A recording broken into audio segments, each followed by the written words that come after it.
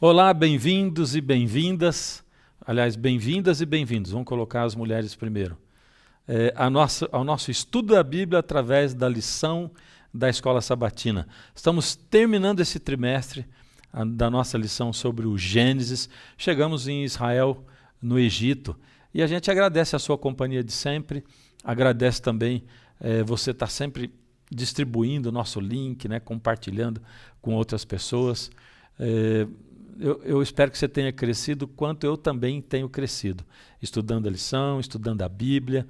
A gente vai aprendendo muito, principalmente com os nossos convidados, né? Hoje nós temos um trio que volta aqui o Alisson, o Dídio e o Ricardo. Bem-vindos aí, pessoal. Obrigado por participarem conosco da lição. Daqui a pouquinho eles começam a falar. Antes da gente começar o estudo, eu quero convidar você para a gente fazer uma oração. Feche os olhos. Deus amado, muito obrigado por estarmos aqui.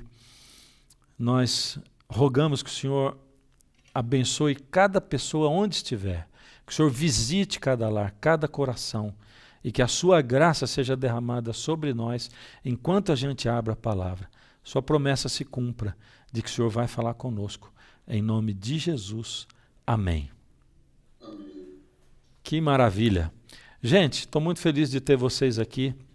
Vou aproveitar esse iniciozinho para lembrar você que está assistindo de que no dia 13 de agosto a gente tem um evento muito, muito especial aqui em Barueri, no Arena Barueri, que é um estádio muito bem montado lá, todinho com poltronas, com cadeiras, né? E você é nosso convidado especial para participar do Mega Coral Adoradores.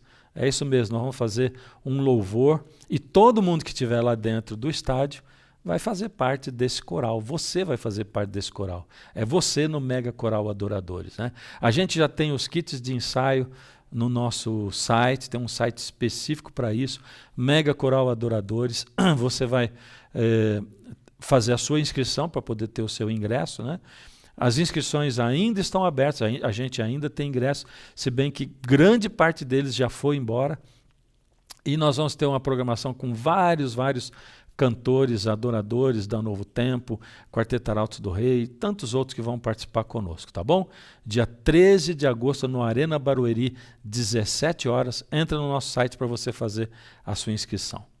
Beleza, chegamos na lição 13 e obrigado vocês por estarem aqui participando com a gente mais uma vez. E a gente vai abrir, então, a discussão. Vamos começar pelo Ricardo, está aqui embaixo. Ó. Ricardo, introduz para a gente a lição aqui. Israel no Egito, começando pelo sábado. Tudo bem, pastor querido? Tudo bem, gente? Um prazer muito grande poder falar com vocês nessa tarde maravilhosa de sábado. E durante toda a semana, é claro, né? Você pode acompanhar nosso material.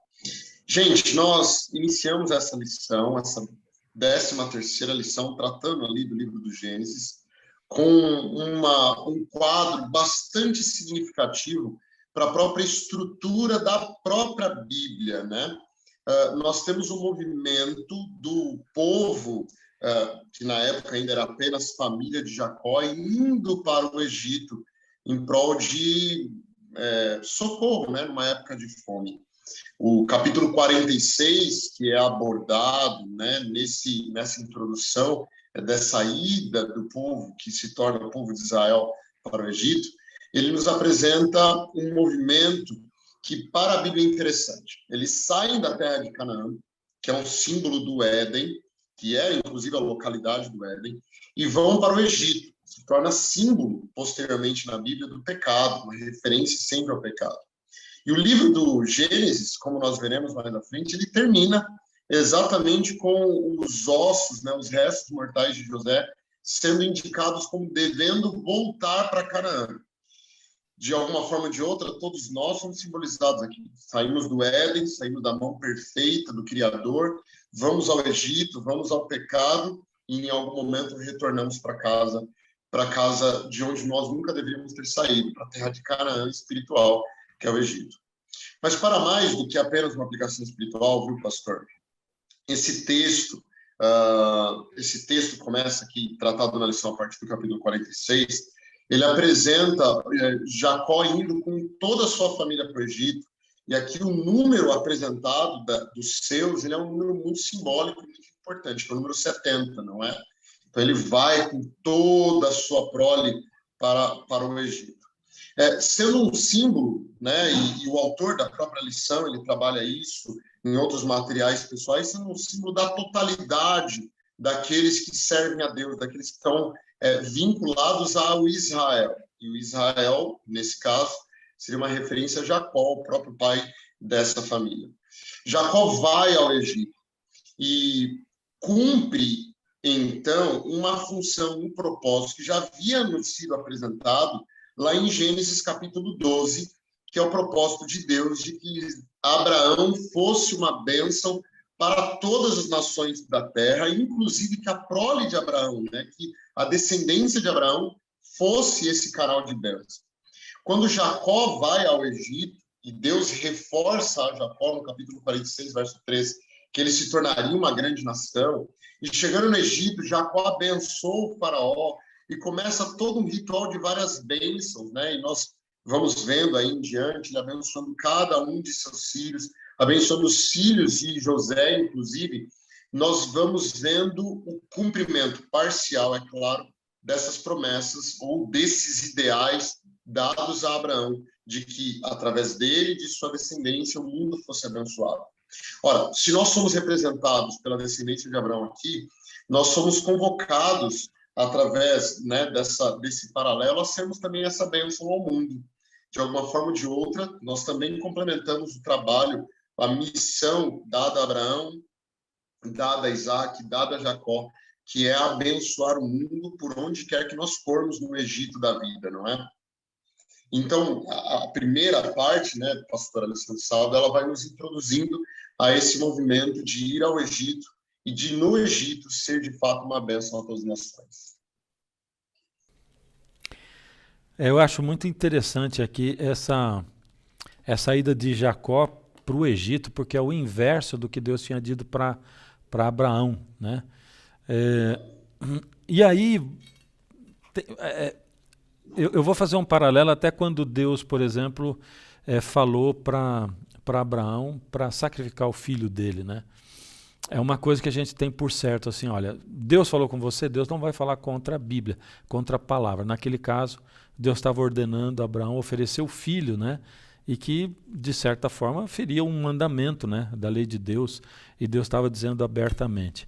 Agora, Abraão, ele conhecia Deus, ele falava com Deus, ele conhecia a voz de Deus, e ele sabia que Deus tinha dado uma ordem direta para ele. Embora não fizesse sentido, ele foi fazer aquilo que Deus havia falado claramente, né? Não foi uma intuição, não foi uma coisa que ele desconfiou, será não, foi muito claro a ordem de Deus, né? E agora, Jacó recebe, mesmo tendo sido reafirmada a promessa que foi feita para Abraão, ele recebe uma incumbência de partir no sentido contrário, saindo da terra para poder ir para o Egito, né?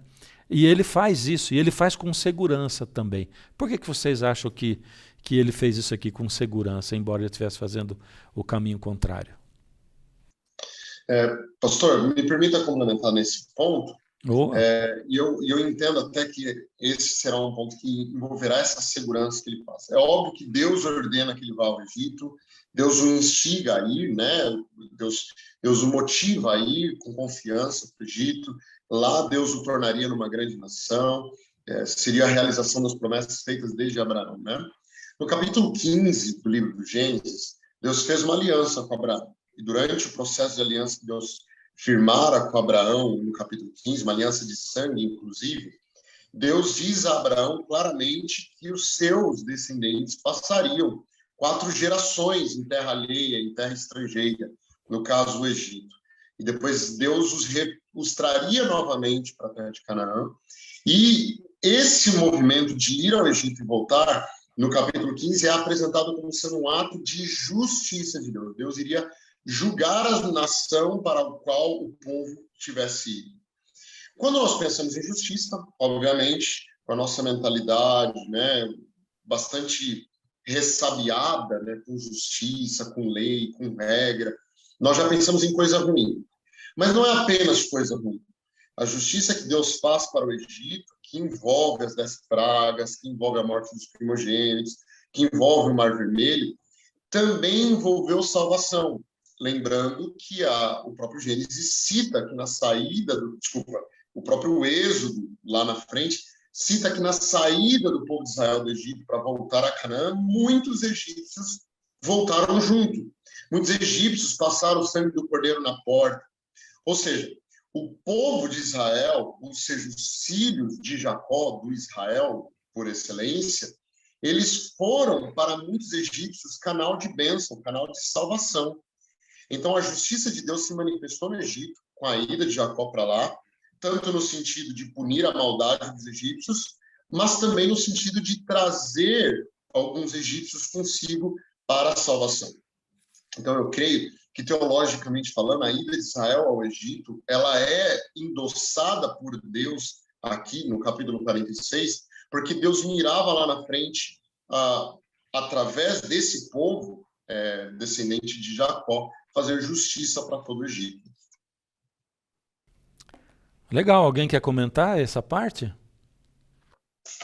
Pastor, eu acho que o verso, capítulo 50 de Gênesis, o verso 24, ele ajuda a gente a entender também que essa perspectiva de que eles iriam voltar, eles iriam ser abençoados na terra que o Senhor prometeu, ela nunca foi esquecida, né, pelo patriarca, né? Então, ele tinha essa promessa bem clara na vida dele, né? Para mim, isso aqui fica algo assim, eu entendo como, né? Às vezes a gente planeja, a gente projeta sonhos, e no percurso ali, na construção, algo dá errado.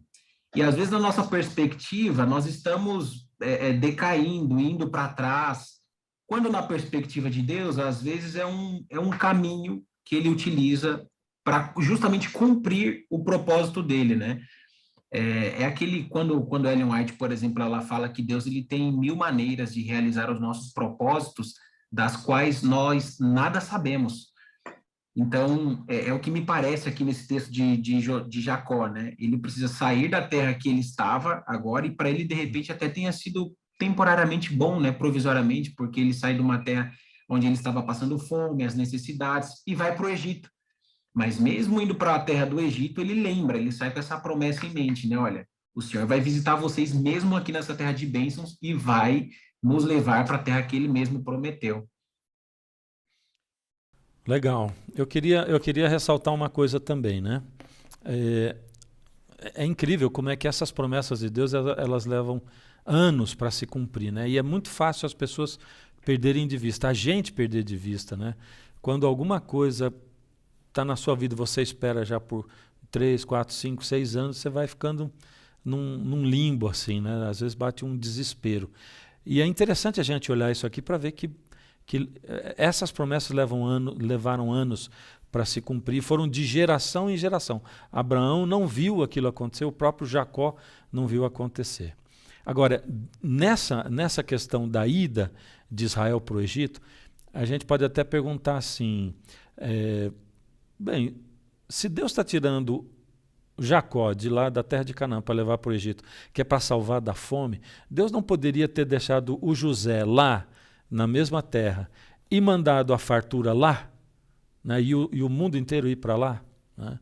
Bom, aí a gente tem que confiar sempre nos motivos de Deus, e a gente que está agora, muitos anos depois, consegue ver um monte de coisas que eles naquela época não conseguiam ver. E é sempre assim, enquanto a gente vive a vida da gente, a gente não consegue ver lá na frente, nem lá atrás, né, e nem o que está acontecendo no mundo espiritual.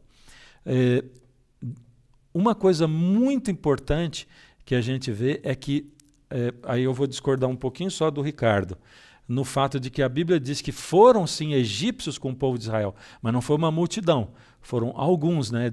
Ali em Números 11 diz assim, um populacho, né? Um tanto de gente que foi dos egípcios. Mas o fato foi que enquanto Israel esteve lá no Egito, eles cresceram, mas não se misturaram com os egípcios, principalmente por causa de um preconceito que eles tinham, né, com uma classe de pessoas que cuidava de animais. Então, os egípcios não se misturaram. Por isso, não houve uma mistura muito grande de raças e por isso não foi uma grande porção de egípcios viajar com o povo de Israel, foi embora. O povo se manteve puro no sentido de raça, como Deus queria manter aquele povo que ele tinha escolhido, principalmente por causa do evangelho que aquele povo carregava. Porque toda vez a gente vê lá no dilúvio que o povo se misturava com outras nações, ao invés desse povo influenciar os outros povos, eles se tornavam idólatras. No caso do Egito foi diferente, eles ficaram lá na terra de Gósen, separados do resto do povo, e quando eles saíram de lá, e Deus foi relembrar tudo aquilo que tinha sido prometido lá atrás, e Deus foi fazer agora, cumprir a sua promessa para que eles tomassem a terra de Canaã, eles eram um povo que guardava essa etnia e que carregava dentro deles, ou daquilo que eles aprenderam nas suas tradições, a palavra de Deus, ou o evangelho, que era o cordeiro. Né? E lá no deserto Deus vai ampliar a visão do cordeiro que viria a morrer com o santuário e tudo mais, né? Vai ampliar a visão da gente de Cristo. Então Deus tinha sim um propósito de preservar o evangelho, assim como no dilúvio Deus preservou o evangelho, o que era o evangelho e a graça, o evangelho da graça da época, Deus também preservou o evangelho da graça aqui, mais do que solucionar somente uma questão da fome do povo, né? Deus preservou isso e o povo depois foi para o Egito e foi levado lá para Canaã para tomar posse da terra. Beleza. Alguém comenta alguma coisa mais ou a gente passa à frente? Então vamos lá. Próximo, segunda-feira. Sou eu. Manda ver. Saudações aos colegas, amigos, pastores, a quem assiste a gente, de verdade. Está muito feliz de participar mais uma vez, todos nós. Pastor, eu acho que parte daquilo que o senhor comentou, que o Ricardo e o Alisson comentaram, é uma sequência natural aqui da lição, uma sequência natural do texto. A gente vai agora se concentrar no capítulo 47 da narrativa de Gênesis, e eu quero ressaltar alguns pontos. Eu não vou ler o capítulo 47, mas quem está em casa, quem vai passar lição, às vezes você está se preparando para isso, você pode ler, estudar, marcar alguns pontos. Mas, enfim, até o 47, a gente... É engraçado, na verdade, a gente perceber o desenvolvimento da narrativa do Gênesis, que começa com a criação de tudo que pode ser visto, e aqui nós estamos chegando ao final do mesmo livro, da criação, com uma tribo errante no deserto indo para o Egito. É o Gênesis de tudo que pode ser visto, mas também é o Gênesis do povo de Deus. É a Gênesis, é o começo de tudo. E no capítulo 47, algumas amarras estão sendo feitas, né? A gente está criando alguma ponte para aquilo que a gente sabe que é o Êxodo, né? O livro dos nomes, Shemot.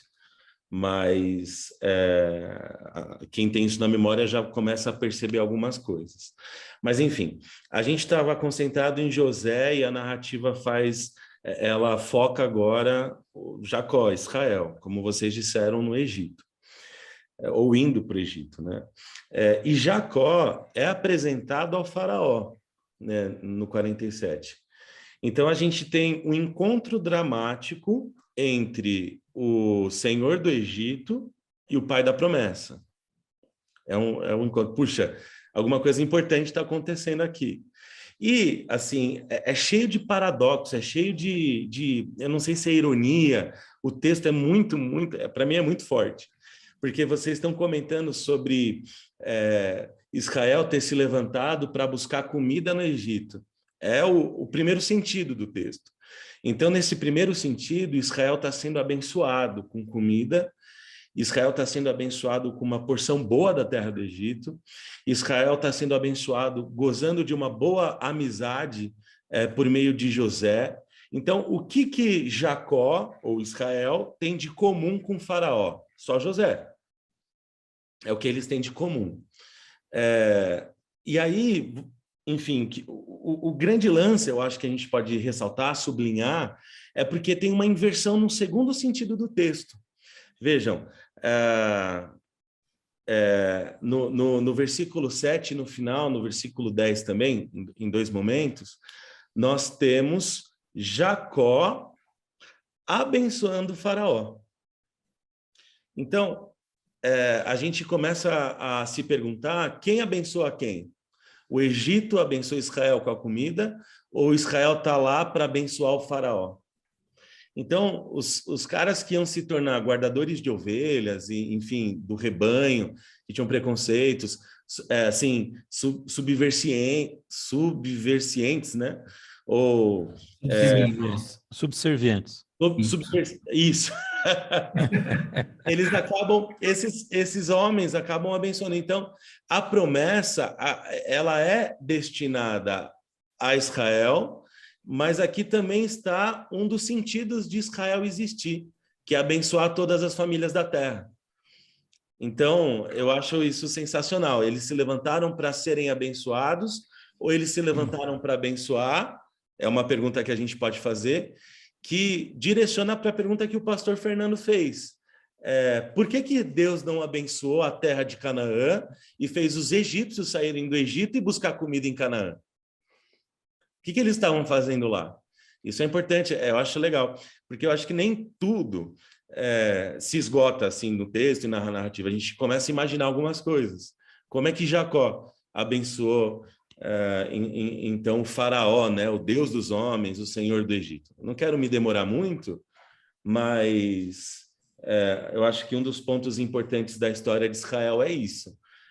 Porque eles são gerados em barrigas estéreis, em barrigas desérticas, e são sustentados a partir desse momento num lugar desértico também. Então, para Israel, eles não podiam existir, eles não podiam sobreviver se não fosse por Deus e para cumprir o seu propósito, que nesse caso abençoar as famílias da terra. Ô Didi, você estava falando aí, eu estava lembrando assim, né? Quer dizer, eles realmente vão para abençoar lá o Egito, e aí depois eles acaba que eles são escravizados, né? E a gente pode pensar, mas por que Deus permite, né? Eu me lembro de uma vez conversando com um casal de pais, né, com um filho jovem, né, e que tinha a filha jovem, e o marido tinha traído a menina, né? Ele dizia, poxa, mas nós sempre oramos para Deus mandar uma pessoa que fosse um bom marido para nossa filha, né? Desde que ela era pequena, e essa pessoa, ela parecia boa, ela professava fé, ela tinha uma família boa, mas aconteceu isso, traiu nossa filha, né? E aí vai a liberdade de escolha de cada um, né? Porque Deus vê o lado da moça, por quem os pais oraram desde pequeno, e vê também o lado do moço. E para ele deu todas as oportunidades de ele estar naquela família, de ele constituir família ali daquele jeito, mas ele tomou a sua escolha, né? Ele escolheu e ele fez diferente. Por isso que Deus, quando fala lá com Abraão, já diz assim, olha, seus filhos, a sua descendência vai ser escrava, né? Mas eu vou lidar com quem vai escravizá-los, né? Eu vou tratar desse assunto com justiça, né? Então entra a liberdade de escolha, né? O fato de Deus ter levado o povo para abençoar o Egito e depois surgiu um outro faraó que vai escravizar aquele povo. Entra a liberdade de escolha dele aí também, né? E aí, pessoal, comentários? Pastor, sim, Dígio estava falando aí, eu fiquei pensando aqui, né, a questão justamente aquela pergunta, né, que nós fizemos, que foi feita aqui, né, por que o Senhor não abençoou ali o Jacó, onde ele estava, e os egípcios saem do Egito, então, ir para Canaã. Eu lembrei aquele texto de Gálatas 4:4, né, quando diz assim que Cristo nasceu na plenitude dos tempos. Só que isso me fez pensar que, quando esse texto ele fala na plenitude dos tempos, ele tem que ver com o fato de que quando Cristo ele nasce ali, os judeus eles eram subservientes a Roma, tinha toda eles eram subjugados, né? Então, Cristo ele nasce num momento da história em que a economia favorecia, os caminhos para Roma favoreciam também a saída do evangelho. Se tinha um contexto, a moeda romana ela era bastante difundida, o grego, né, a linguagem oficial também era bastante falada. Então, Cristo ele nasce numa época bem favorável, né? Talvez o fato de que Deus ele pede para o povo de Israel ir até o Egito tenha que ver também com isso, né? De repente fosse mais, não mais, mas fosse uma logística favorável naquele momento, mais conhecido para a população, eles irem até o Egito, já que era um lugar que eles conheciam e talvez as estradas tivessem um acesso, uma acessibilidade maior, né?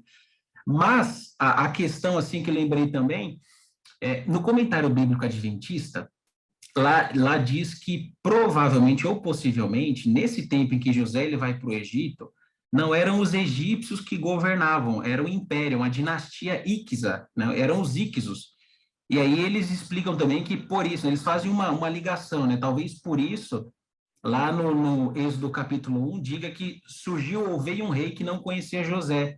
Esse rei que não conhecia José, por quê? Porque na história também, os egípcios, eles se revoltam, né, contra os Íquisos e depois a dinastia Íquis, ela some do mapa. E aí eles teriam tomado o controle também, e por isso também explicaria o fato de que por que o Egito aceita, né, um governante estrangeiro? Justamente porque eles também eram estrangeiros. Seja como for, né, isso mostra que Deus ele vai abençoando coisas e pessoas independentemente da raça. Olha o que a gente vê aqui, né? Nós temos aqui os forasteiros sendo abençoados numa terra estrangeira, com pessoas pagãs, que vão sendo usadas por Deus. Incrivelmente, nós vemos também nessa história, Deus ele falando com um faraó pagão, através do sonho. Ou seja, o objetivo ali de Deus é abençoar, realmente abençoar todas as famílias da terra. Eu acho que isso é importante porque nós fazemos parte dessa bênção também, né? E a seriedade como Deus ele interage nesse texto aqui, ela não deixa dúvidas para nós. Toda e qualquer pessoa vai ser abençoada por ele, né? A ideia aqui em abençoar a família descendência de Jacó é alcançar todas as famílias da terra. Pastor, posso comentar rapidinho? Oh, lógico. Alisson, exatamente, é o que eu quis dizer. eu Amém.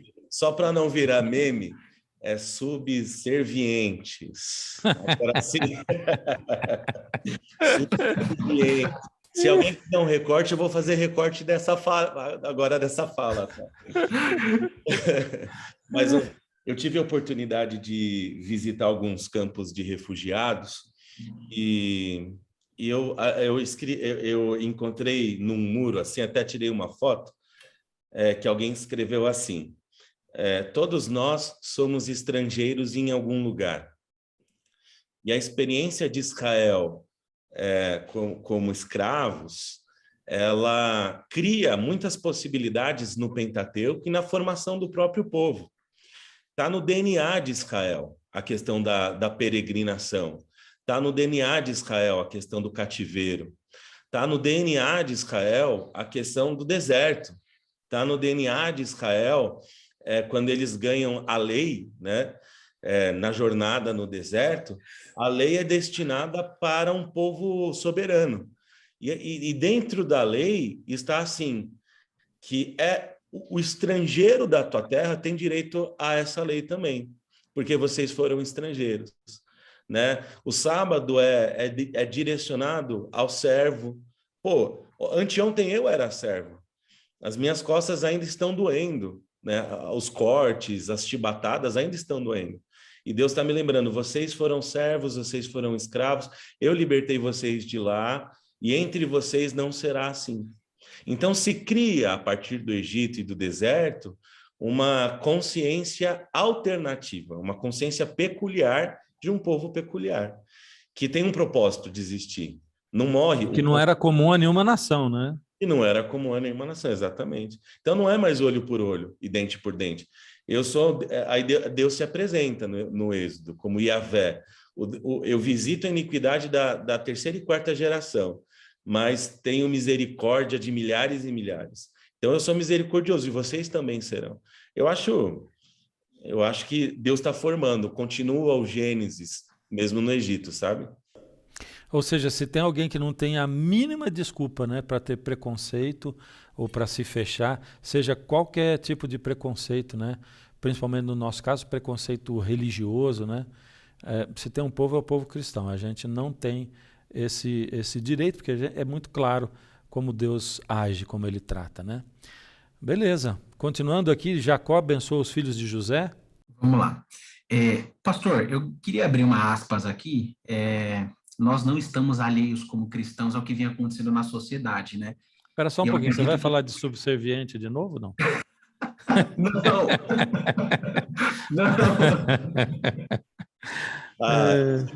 Seguinte. Nós não estamos alheios ao que... Não, o pastor Didio já explicou lá, tudo bem, beleza. Então, nós não estamos alheios ao que acontece na sociedade, né? Então, a gente não é apolítico, científico, a gente não está... enfim. E essas pautas, geralmente, que são utilizadas, elas são pautas nossas. Então, que isso que o pastor falou agora é muito importante, né? Se tem um povo que não pode ser preconceituoso, racista, discriminar toda e qualquer estratificação social, somos nós. Por quê? Porque esse aqui é o evangelho desde o início, desde o princípio, né? Então, a gente precisa realmente ponderar muito em relação a isso, que depois Paulo vai escancarar, né? Não existe grego, gentil, não existe homem, não existe mulher, né? Para aqueles que entram aceitam o evangelho, né? Beleza. Então, vamos lá agora para a lição de terça-feira. Jacó abençoou os filhos de José. Eu quero falar um pouquinho aqui da pergunta da lição, né? A pergunta 3, ela diz assim, por que Jacó abençoou os 2 filhos de José e não seus outros netos? Então, é uma pergunta realmente importante, porque a gente não vê isso aqui acontecendo com os outros filhos, né? E aqui, aparentes coincidências ocorrem, né? Porque o Jacó vai abençoar os seus 2 netos, que posteriormente, bem depois da sua morte, vão se tornar as 2 tribos oficiais de Israel. Por quê? Porque os filhos deles eram 12. Mas a gente tem que considerar que nós temos aqui o José, depois que vai ser substituído, ele não vira uma tribo, né? São os 2 filhos dele.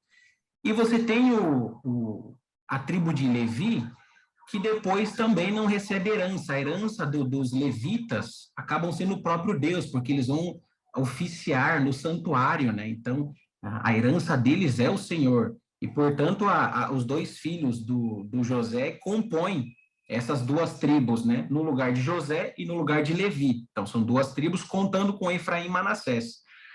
E aí, Jacó, é interessante que quando Jacó ele vai abençoar os filhos, e eu estou aqui no capítulo 48 de Gênesis, é dito que Jacó ele fica doente, José vai lá, leva os seus 2 filhos, e na hora de abençoar, Jacó, ele toma os filhos de José para si, ele diz assim, olha, os filhos que nascerem daqui para diante serão seus, agora esses 2, aí o Efraim e o Manassés, são os meus filhos.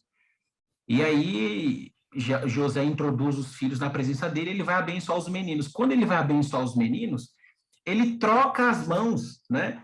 Ele deveria ter abençoado o mais velho, Manassés, primeiro, com a mão direita, né? E depois o Efraim com a mão esquerda. Mas ele troca as mãos, ele inverte as mãos, é o que o texto mostra para nós, né? E aí o José, ele até tenta impedir, né? José, ele não acha legal isso, ele tenta impedir, mas o Jacó, ele olha para eles e olha que interessante, né? Se não, a gente percebe aqui uma movimentação de Deus aqui, porque o Jacó diz assim, eu sei, meu filho, que a mão está invertida, eu estou abençoando primeiro o mais novo e não o mais velho. Porém, é porque o mais novo, o Efraim, ele vai ser uma tribo maior do que a do Manassés. Ele será mais abençoado do que a do Manassés. Se tem dito que talvez o Jacó tenha em mente aqui a sua própria história, porque é ele quem faz essa troca, ele que propõe essa troca enganando o pai, né? Na história dele com o seu irmão, ele é o mais novo e ele é abençoado. Então, agora, na hora de abençoar o seu primogênito José, que é o primogênito de Raquel, ele faz a mesma coisa. Então, ele troca as bênçãos, mostrando novamente que o Senhor não vê como vê o homem, né? O Senhor vê o interior. E aí ele teria, então, pronunciado ali uma bênção para o mais novo ao invés do mais velho. Seja como for, nós vemos aqui que o Senhor ele vai utilizar-se agora dos filhos de Jacó e, mais uma vez, confirmar o que ele falou para Abraão, né? Que através deles seriam benditas todas as famílias da terra. E eu acho importante a gente considerar isso, Porque essas bênçãos, nós somos vinculados a essas bênçãos, né? Quando diz todas as famílias da terra, está falando ali dos israelitas, dos egípcios, está falando ali de Canaã, mas está falando dos brasileiros também, né?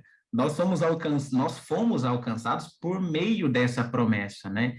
Então, nós podemos ver aqui a beleza e a força da palavra de Deus, né? Que nós aqui algumas centenas ou milhares de anos depois, podemos ver o quanto essas palavras foram verdadeiras, alcançando a cada um de nós, né?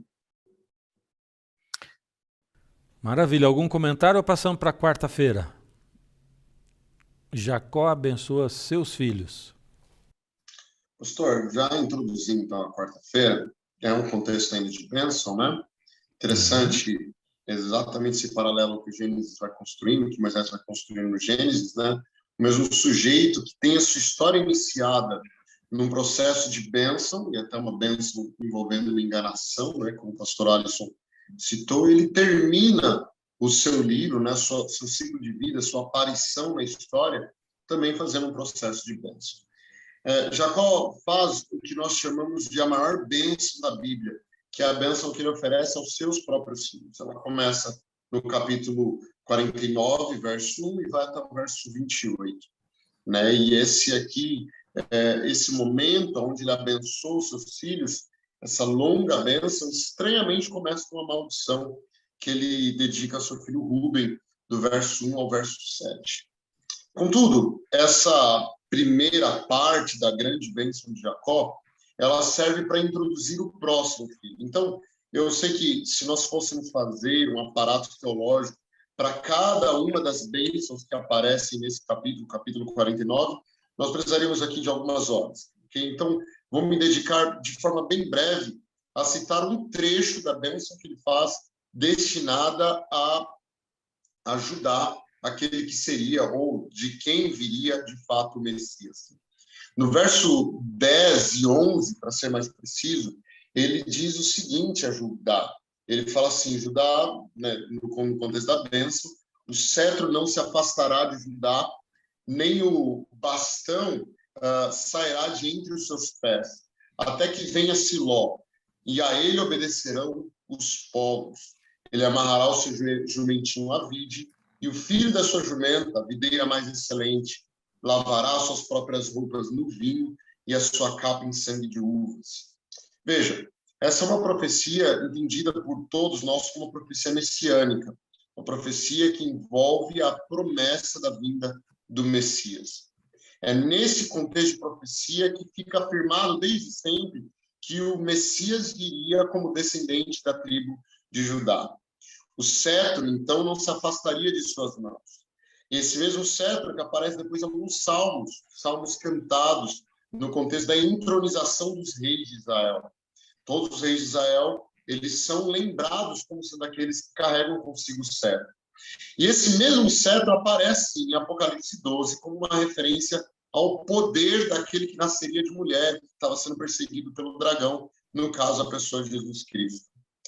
Jesus Cristo viria da linhagem de Judá. Todos os reis de Israel viriam da linhagem de Judá.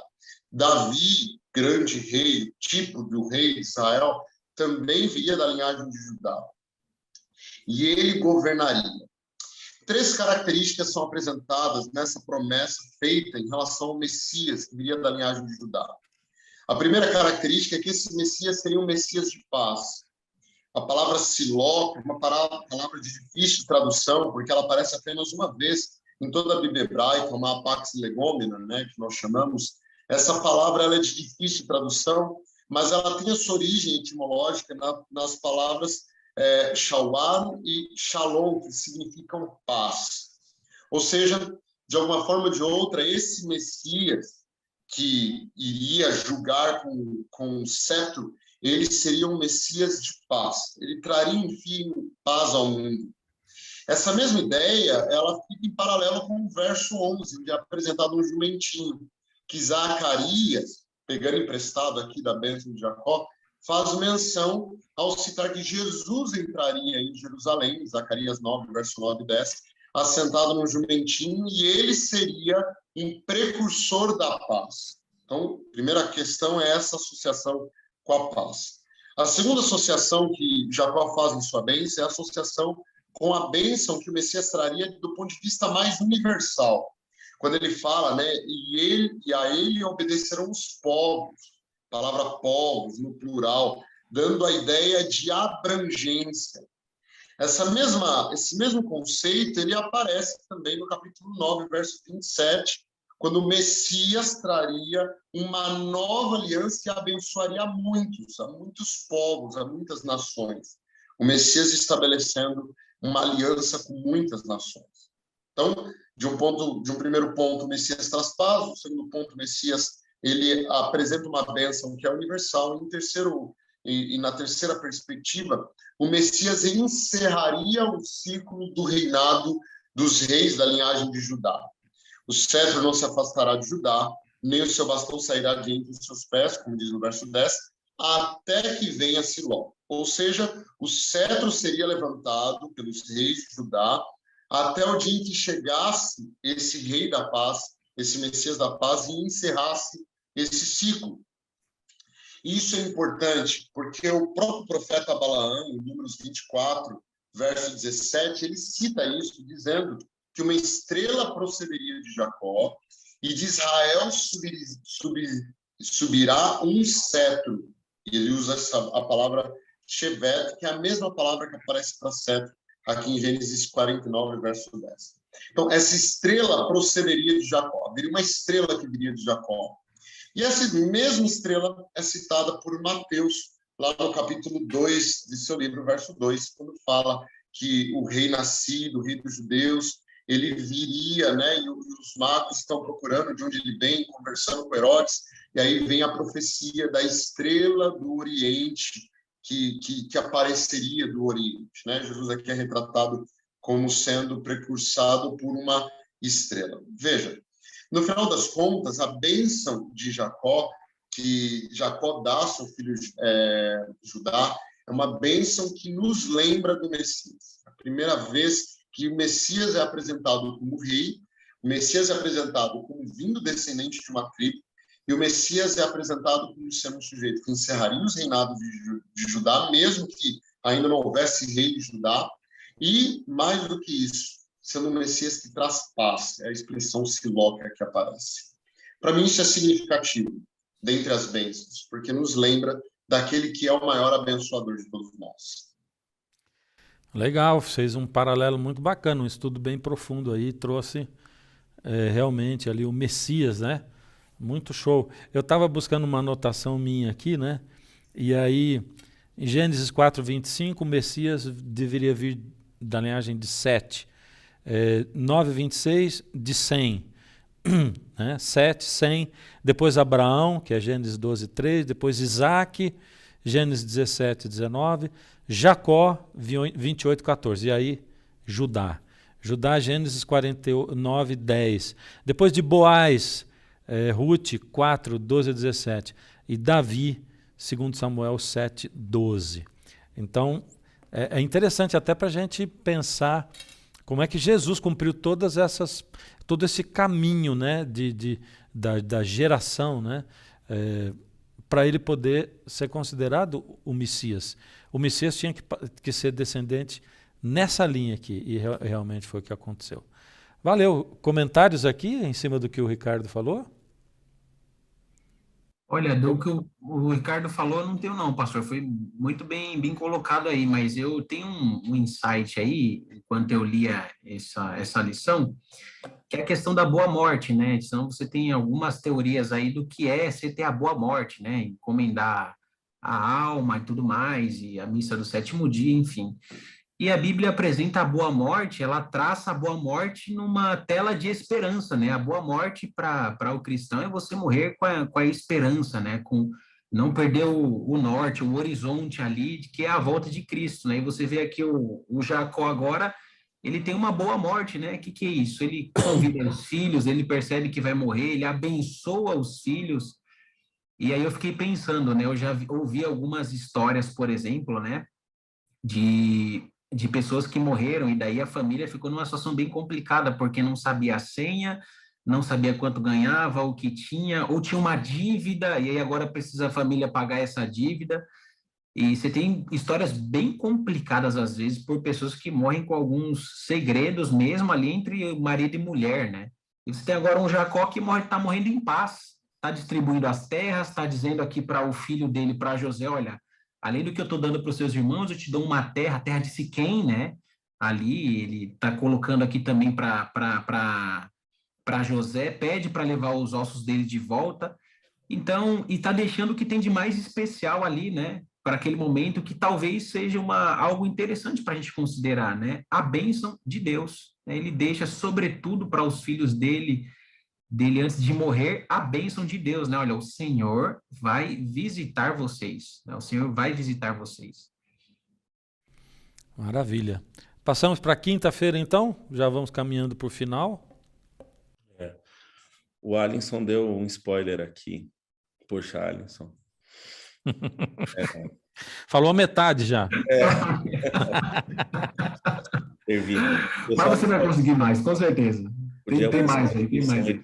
Quando eu falei subservientes, não me sai da cabeça isso. Mas... Acho que você está pensando num subservente, que é o auxiliar do servente, não é? Exatamente, foi isso mesmo. Pessoal da edição. Bom, a gente está encerrando um capítulo e encerrando também um livro. E algumas perguntas nascem naturalmente. Como se a gente não conhecesse o final da história, a gente percebeu que alguns dilemas estão sendo resolvidos, que começaram no capítulo 37.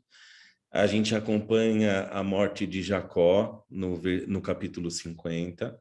A gente acompanha as instruções de Jacó. E eu acho muito... Olha, não sei como a bênção de Jacó toca o coração de quem está ouvindo, como toca o coração de vocês. Mas eu acho muito forte quando ele troca a mão, né, como o Alisson trouxe. É um resumo do Gênesis. É um resumo do Gênesis, de Caim a Abel, a própria história de Jacó. É Deus escolhendo quem a gente jamais escolheria, né? Quando eu lembro muito bem, eu vou citar de novo o professor e pastor Edson, quando ele traz a eleição de Sarai antes da eleição de Abraão, no finalzinho do capítulo 11. Ela aparece isolada no texto, ela não pode ter filhos e a gente não vê nenhum pai dela, como a gente vê o pai dos outros. Então ela está isolada e assim, ela não tem nem o passado e ela também não pode ir para lugar nenhum. Então, a gente, assim, em questão de genealogia, em questão de sequência. E Deus escolhe aquela mulher que eu ou alguém aqui não escolheríamos. As pessoas que Deus escolhe, no meu ponto de vista, assim, no nosso, né? Só um insight aqui, é representada na mão invertida de Jacó. É muito lindo isso. E os netos dele têm sangue egípcio, né? Efraim e Manassés, que vão se tornar tribos de Israel, é o que a gente estava conversando aqui. Eles têm o sangue egípcio, mas eu acho que o final, capítulo 50, para não ficar confuso, um dos esforços do capítulo é mostrar que o coração de Jacó e o coração de José estão em Israel. Né? Inclusive, o sepultamento de Jacó é digno de um sepultamento de um rei. Você tem o próprio Egito pranteando a morte do nosso patriarca. Eu quero trazer aqui um verso, um capítulo que não está na lição, que está em Amós, capítulo 9, versículo 7, que resume assim um pouco daquilo que eu penso sobre o finalzinho do Gênesis, que eu estou querendo, assim, que a gente está querendo discutir, pensar. Amós diz assim, o Senhor fala, né? Capítulo 9, versículo 7. Não me sois vós, ó filhos de Israel, como os filhos dos etíopes, diz o Senhor. Não fiz eu subir a Israel da terra do Egito, e aos filisteus de Caftor, e aos sírios de Quir? Assim, é uma janela dentro da Bíblia que mostra que Israel tem uma missão, foi criado por um propósito, e sem Deus Israel não tinha nem permissão de existir. E eles começam a perceber isso. O propósito é a bênção, é abençoar, enfim. O propósito da bênção e da promessa é concluído quando ela atinge o horizonte do meu próximo. Então, se eu reduzo a promessa e a bênção aos limites da minha terra, ela não, nem o meu propósito está concluído e nem o propósito da própria promessa e da bênção. Então, a gente tá vendo o finalzinho, que assim, a gente está estudando e a gente está acompanhando os passos do nascimento e da jornada de Israel. Mas o nosso Deus, nem os céus dos céus podem conter. E ele está prometendo, não só para Israel, mas através de Israel, uma terra prometida, né, agora escatologicamente, a todas as famílias da terra. Então, Canaã é sublinhada no final do Gênesis, na volta de Jacó para Canaã, né, no sepultamento, depois na morte de José. E a gente está percebendo quem é Israel e também quem é Deus. Quando a gente percebe quem é Israel, a gente percebe quem é Deus. Porque esse Deus é o Deus que transforma mal em bem. Ele transforma o mal em bem. É muito significativo e muito profundo, eu não quero me estender mais, quando, depois da morte de Jacó, os irmãos de José ficam com medo de José. E agora? O nosso pai morreu, o nosso protetor morreu. É capaz que José se vingue. Aí, enquanto José ouve, ele chora. E José transforma o mal em bem. Lembra também o reencontro de Jacó com Esaú, quando Jacó estava esperando a morte, a faca, o sangue nos olhos de Esaú, e recebeu um abraço. Lembra a história de Eva, que estava esperando a morte de Deus e recebeu uma promessa: em meio a dores você vai dar luz a filhos. Então, esse Deus ele é apresentado como Deus das surpresas, como Deus da condução, como Deus da promessa, não só para um, mas para todos. Todos somos recipientes dessa promessa. E podemos ser reprodutores da promessa.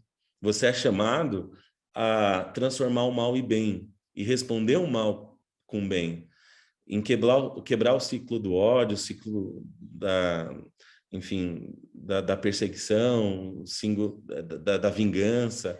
Ele só é quebrado quando você é chamado e você entende que o nosso próprio Deus, ele transforma mal em bem.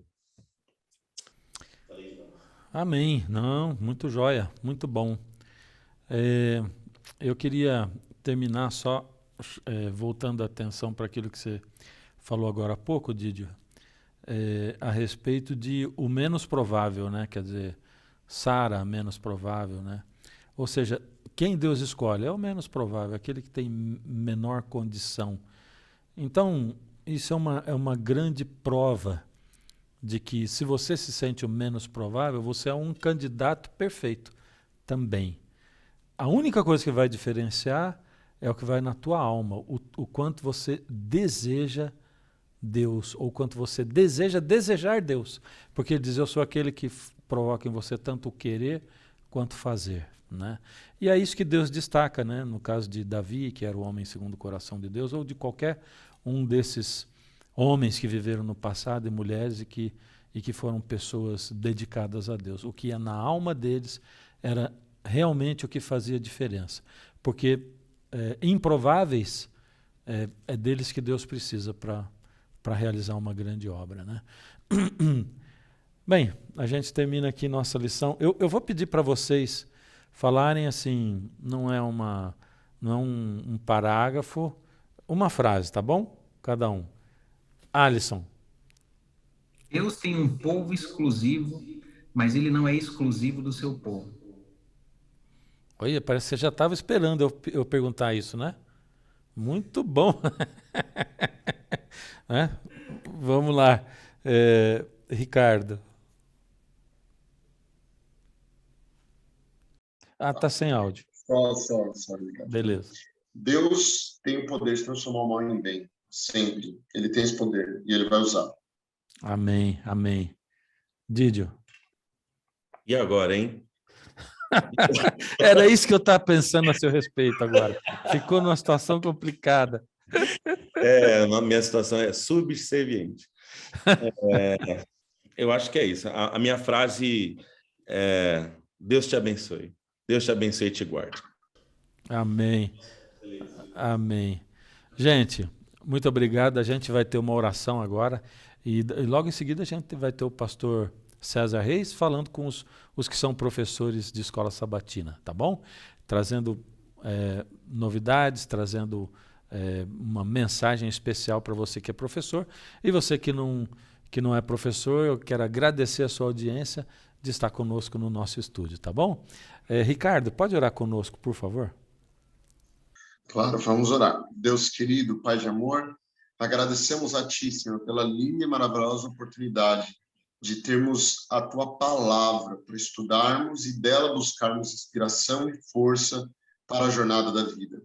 Nós nos identificamos em muitos momentos, Pai, com a jornada do Teu povo, justamente porque, na tentativa de sermos fiéis a Ti, enfrentamos as mais difíceis e profundas batalhas em nossa vida. Mas essas histórias narradas no livro do Gênesis, elas têm tido o poder de reavivar em nós a esperança e a segurança de que nós nunca estaremos sozinhos. Por essa razão, Senhor, leva-nos às nossas próximas atividades de hoje com a certeza de que o Senhor está conosco e nunca nos desamparará. Que a cada dia possamos levar essas lições para o nosso viver. Em nome de Jesus oramos. Amém. Amém. Amém. Valeu, gente. Obrigado. Valeu, amigos. Brigadão aí, viu? Deus abençoe. Olá, irmão. Olá, irmã. Que alegria é poder recebê-los aqui e recebê-las aqui mais uma vez. Você sabe que este é um lugar para a gente se encontrar semanalmente. Você tem um momento com o pastor Fernando e agora você tem um momento comigo aqui. Esse momento é importante para você que é líder. Você que é líder da Escola Sabatina, você que é professor e professora da Escola Sabatina, esse é o momento para a gente se encontrar e trazer algumas informações, é um canal de motivação, é um momento de orientação, não é? Para aqueles que querem desenvolver melhor o seu trabalho aí na Escola Sabatina, na sua unidade de ação. Hoje eu queria te dar uma dica, né? A dica é: evite discursos ou monólogos, estimulando a participação e o desenvolvimento de cada aluno na ação missionária e em sua nutrição espiritual. Ou seja, irmãos, não é? A Escola Sabatina, ela não pode ser apenas um discurso, uma pregação, um monólogo, onde somente um fala, onde só o professor fala. Não é?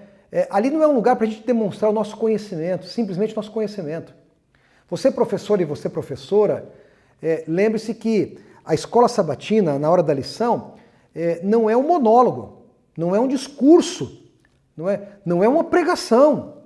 Eu tenho ido em algumas igrejas, eu fico observando que o professor ali, a professora, ele se levanta ali, faz todo a sistemática da Escola Sabatina, organizando a Escola Sabatina, e depois quando ele abre a lição da Escola Sabatina para fazer o estudo, parece que é só ele que quer falar, só ele que fala. Ele é o dono do conhecimento.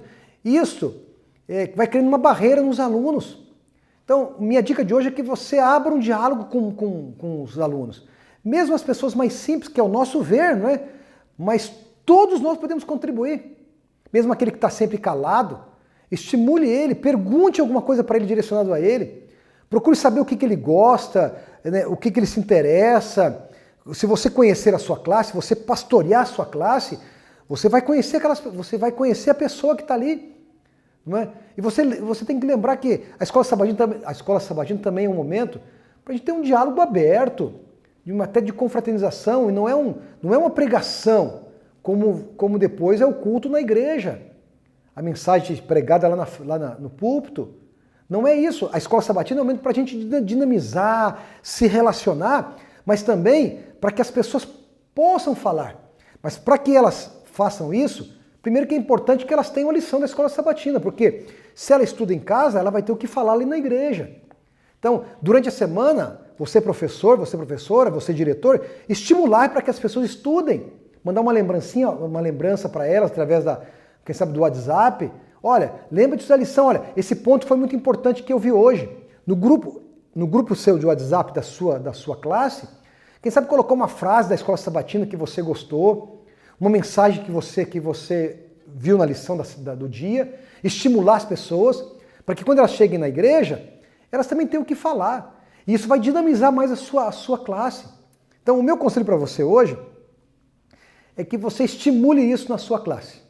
Elas vão ficar contentes, os alunos vão ficar contentes, as pessoas vão ficar mais animadas, vai criar uma sinergia melhor e maior entre eles, e eles vão ter vontade de ir na escola sabatina. Eles vão ter vontade de chegar um pouco mais cedo lá. Eles vão fazer isso, por quê? Porque você os preparou durante a semana, tá bom? Posso contar com o seu apoio? Posso contar com a sua ajuda? Posso contar com o seu trabalho? Vamos fazer esse trabalho para a honra e glória de Deus? Vamos animar os nossos aluninhos? Eu conto com você, amigo. Eu conto com você, irmã. Eu espero que você tenha mais uma vez a bênção de Deus na sua vida. E a semana que vem nos encontramos aqui de novo. Vai ser uma alegria tão grande receber você aqui toda semana, tá bom? Deus te abençoe, Deus te guarde.